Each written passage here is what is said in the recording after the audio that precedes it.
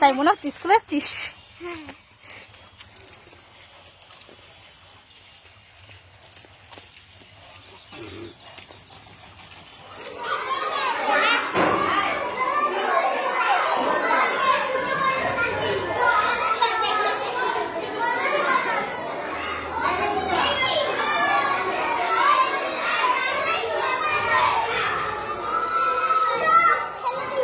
আমাকে হচ্ছে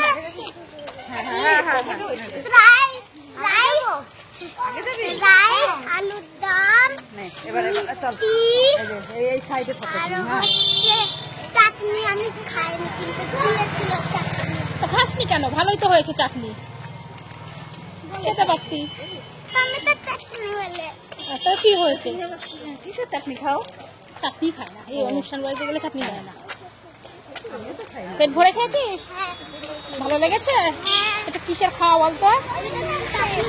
সরস্বতী পুজো হয়েছে সেই খাওয়া দাওয়া, ঠিক আছে? পায়ে লেগেছে না? ওইটা কেটে কেটে গেছে, আমি বললাম না দৌড়াচ্ছিস আবার। হ্যাঁ, তেল দিতে হবে, আরো দৌড়ে দৌড়ে খেলছি রে শুধু।